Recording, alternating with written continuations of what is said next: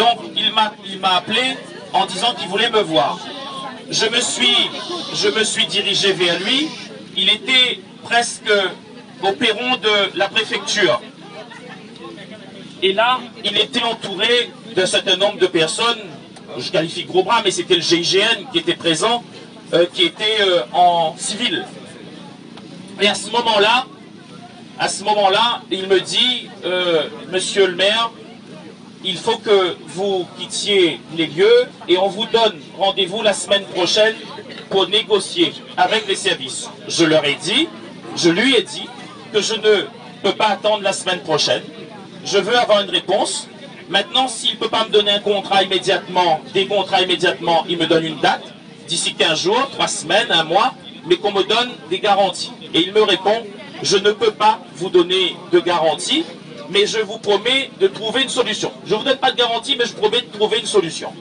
Donc je lui ai dit, ben, dans ces cas, monsieur le préfet, depuis ce matin, je suis en train de... on est en train de tourner en rond. Vous ne répondez pas à mon interrogation et à ma demande. Donc, je pense que je suis fatigué. Et il vaut mieux qu'on s'arrête à là. Et là, il se retourne, il me tourne le dos, il s'en va et il donne signe à monsieur Lebon d'agir. Monsieur Lebon, c'est la police. Et là, monsieur Lebon prend le relais et monsieur Lebon me dit, mais monsieur député maire, vous ne pouvez pas rester là. Il va falloir que vous quittiez les lieux. J'ai répondu à monsieur Lebon, texto, dit monsieur Lebon, on m'a dit une affaire en créole. La préfecture a un bout de à moi là-dedans. Parce que tous les ans, il paye 300 000 € d'impôts, donc là-dedans, on a un mot au soleil à moi. Donc, si il reste là, il reste. Et là, il m'a dit, bon ben si c'est comme ça, on va s'occuper de vous. Et dès que ça a été dit, je me suis retourné pour aller vers les tentes. Et là, ils m'ont pris à 3, un à droite, un à gauche, 2 à droite. Et celui qui m'a pris à gauche était normal, je dirais. Celui qui était à ma droite m'a violenté puisque ne m'a pas frappé. Je ne vais pas utiliser des mots qui ne sont pas vrais. Ils ne m'ont pas frappé, mais ils m'ont violenté. Et donc, qu'est-ce qui s'est passé? Ils m'ont, après avoir posé des questions à des gendarmes que je connais ici ou là, en fait, ils ont fait ce qu'on appelle une clé. Et donc, ils m'ont paralysé le cou en appuyant sur le cou pour que je ne puisse pas bouger, pour que je ne puisse pas crier. Parce que si je criais, la presse aurait pu se déplacer et venir voir ce qui se passait à côté.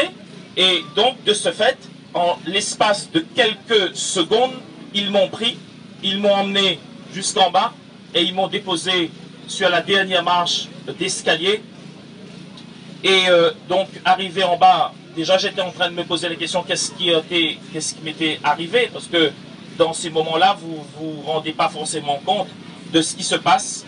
Et j'avais terriblement mal au cou, j'avais une douleur au niveau de l'estomac, mal à la tête, j'avais une faiblesse terrible. Et à partir de ce moment-là, j'ai demandé à Didier Chevalier, mon DRH, qui était descendu en fait derrière moi parce qu'il était à l'intérieur, d'appeler donc pour les pompiers pour m'emmener donc à l'hôpital.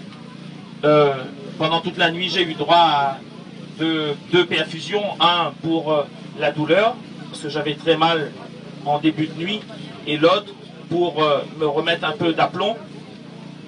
Et les choses vont mieux maintenant. J'ai toujours mal au cou parce que j'ai une entorse cervicale. Une entorse cervicale due à la pression exercée sur mon cou. Et puis au-delà de cela, il y a eu donc un certificat médical qui a été fait par un médecin légiste où on me donne 5 jours d'ITT.